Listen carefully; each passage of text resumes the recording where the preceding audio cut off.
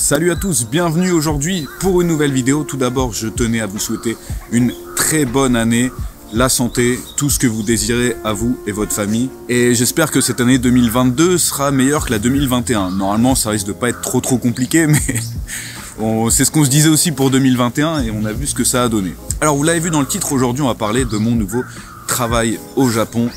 J'en ai parlé dans la précédente vidéo, là je peux enfin vous en parler officiellement, donc un vrai travail. Bien que maintenant le fait d'être youtubeur ce soit devenu un travail à part entière, là je vais vraiment travailler pour une société. Je vais aussi vous expliquer comment ça s'est passé, comment j'ai trouvé le travail. Il y a eu énormément de galères et je pense que j'ai été l'homme le plus chanceux au monde là-dedans. Alors je vous ai demandé sur Instagram quel métier est-ce que vous pensez que j'allais faire et au final pas grand monde n'a trouvé. D'ailleurs sur mon Insta je fais gagner assez régulièrement des mangas venus du Japon et le prochain, hop, voilà, fini pour le spoil, mais c'est du très lourd. Alors trouver un travail au Japon ce n'est pas en soi très compliqué pour les travails à mi-temps, les petits baitos, mais c'est pas ce genre de travail qui va vous donner un visa. En fait, au Japon, il faut qu'une société vous sponsorise, et pour pouvoir vous sponsoriser, il faut que cette société puisse, en fait, prouver qu'ils ont absolument besoin de vous et pas d'un japonais. Donc soit ça consiste à avoir des compétences assez exceptionnelles dans votre domaine, ou de gros diplômes. On dit en règle générale, si vous n'avez pas minimum un bachelor, vous ne pouvez pas vous faire sponsoriser par une société japonaise. Mais bon, à l'heure actuelle, avec le corona, etc., et les étrangers qui ne peuvent pas venir au Japon, c'est un peu plus simple, on va dire. Pour ça, je vous dis, il y a eu un concours de circonstances assez incroyable qui fait que finalement, j'ai eu ce visa. Alors, au niveau des métiers que vous m'avez proposés sur Instagram, il y a dans le secteur du tourisme ou à l'hôtel. Bon, inutile de vous dire qu'à l'heure actuelle, le tourisme, c'est pas trop ça au Japon. Ils n'ont aucun intérêt à recruter des étrangers pour travailler dans des sociétés japonaises puisque les étrangers ne peuvent pas venir. Et je pense qu'il faut quand même un assez bon niveau de japonais. Pour vous situer à peu près, au bout d'un an, j'ai à peu près un niveau N3 en japonais parce que j'ai fait un an d'école de langue, mais l'école de langue ça ne donne pas de diplôme en fait, ça vous apprend tout simplement à parler japonais. D'ailleurs, si vous voulez venir étudier au Japon, Japan Nippon, le lien est dans la description, le meilleur site par lequel passer pour faire votre dossier et être accepté sans encombre. Vendeur, là aussi c'est pareil, ça peut être un baito, mais en général c'est pas un métier où on va vous sponsoriser puisque les japonais peuvent faire ce travail à votre place. Combini encore moins. Coach sportif, bon, là vous voyez pas très bien, mais la salle ça fait un petit moment que j'ai arrêté. Professeur, ça peut être une bonne idée, enfin une bonne idée. C'est assez simple en ce moment de devenir prof d'anglais puisque, encore une fois, comme je vous l'ai dit, il n'y a plus d'étrangers qui peuvent venir ici au Japon. Donc, tu parles un minimum anglais, tu peux devenir prof, mais en général, c'est un métier qu'on fait pour commencer. C'est d'ailleurs ce que j'aurais fait si j'avais pas trouvé mon travail actuel. Pour rentrer tout simplement au Japon, faire prof pendant 1 an, 2 ans, en essayant de trouver quelque chose après, puisque, comme je vous l'ai dit, c'est pas super bien payé en général. Après, je pense qu'il y a des gens qui font prof d'anglais et qui kiffent ça. Il y a par exemple quelqu'un dans ma share house, ça fait 30 ans qu'il fait ce métier-là. Traducteur, c'est pareil, j'ai pas un niveau de japonais assez bon pour pouvoir être traducteur. Top modèle. Alors ça, je sais pas si vous vous souvenez, je vous avais fait une vidéo comme quoi j'étais devenu entre guillemets mannequin top modèle puisque j'avais tourné dans une pub. On me voit très exactement une mini fraction de seconde. Et je pense très clairement que cette vidéo m'a porté l'œil puisque depuis, je n'ai eu plus aucun travail. En fait, c'est surtout parce que j'allais pas au casting puisque soit j'avais cours ou j'avais d'autres choses à faire. Et quand j'y allais, c'était un casting avec 300 personnes et ils cherchaient 1 ou 2 gars, donc forcément, c'est pas moi qui allais être pris.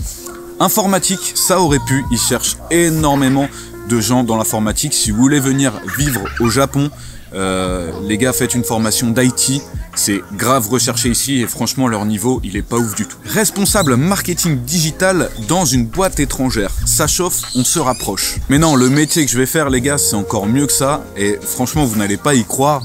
C'est même un travail que je n'aurais pas pu trouver en France. Je vais travailler dans une team de créateurs de contenu.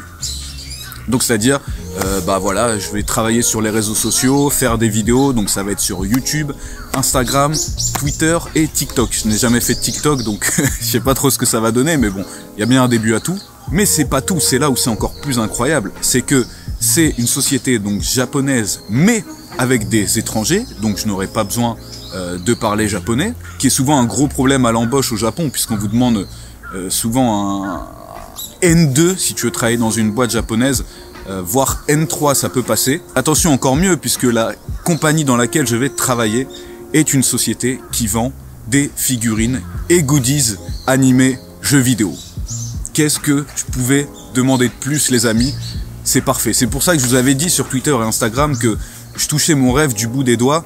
Là, c'est mon rêve, et encore plus, cette année 2021 a été tout simplement incroyable. Alors, je peux pas encore vous dire pour quelle société ce sera, puisque je commence à travailler dans 3 jours.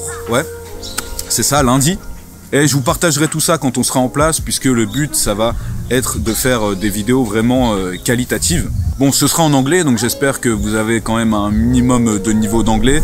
Je vais essayer de négocier peut-être pour traduire les sous-titres, faire en français. Et en gros, ce sera quasiment exactement la même chose que je faisais sur YouTube, mais pour une société.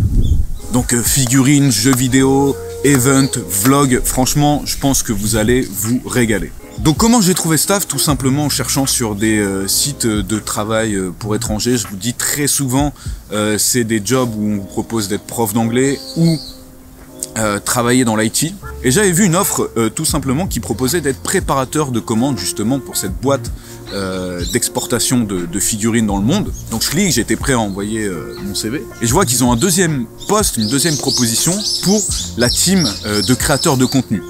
Et là, je lis l'annonce et franchement, c'est parfaitement tout ce que je faisais déjà, tout ce que je connais déjà. Genre sur les 6 points, il en fallait que 2 et j'en avais 5. Tu vois, le seul que j'avais pas, c'était la photographie. Parce que je suis pas non plus photographe professionnel. Et donc je postule sur le site et au bout d'une semaine, je me rends compte que j'ai pas de réponse. Et l'annonce a été retirée. Je me dis, oh putain, merde, fais chier, j'ai peut-être loupé la chance de ma vie. Donc au culot, j'envoie un mail sur le site de l'entreprise et on me répond oui, écoutez, on va étudier votre dossier. Je dis ok, super, très bien. Je me rends compte que sur le site sur lequel j'avais postulé une semaine avant, j'avais pas envoyé mon CV. Alors là je me dis oh là là, mais quel gros boulet. Donc j'envoie mon CV par mail, je dis ah pardon, en fait j'ai oublié de vous joindre mon CV. Tu vois, tout de suite je me dis merde, je passe vraiment clairement pour un trou de balle. Ils vont pas recruter un mec qui oublie de mettre son CV dans une offre d'emploi. Mais j'ai fait encore pire, les gars. Ici au Japon, LinkedIn, c'est un site vraiment très très utilisé pour trouver du travail, et les compagnies se servent de LinkedIn pour aller chercher des gens, et aussi beaucoup de boîtes de recruteurs qui en fait mettent en relation des profils et des sociétés. Moi je connais rien à LinkedIn, j'avais même pas de compte, enfin j'avais un compte mais mon profil il y avait rien, tu vois, il y avait pas mon expérience ni rien. J'ai trouvé le PDG de ma boîte sur LinkedIn, et comme j'y connais rien, je pensais que pour voir son profil, il fallait que je l'ajoute en ami. Donc il m'a accepté en ami, et il est tombé sur mon profil avec rien dessus. Donc je récapitule, j'ai postulé par un site internet, par mail, et j'ai ajouté le PDG sur LinkedIn alors que je n'avais aucun CV nulle part. Et là je me dis bon vas-y, tant qu'à faire, de toute façon maintenant je suis plus à ça. Je parle directement au PDG sur LinkedIn et je lui dis voilà, j'aimerais bien postuler parce que le taf me correspond, j'aimerais vraiment travailler dans votre entreprise, sauf que j'ai pas eu de réponse depuis.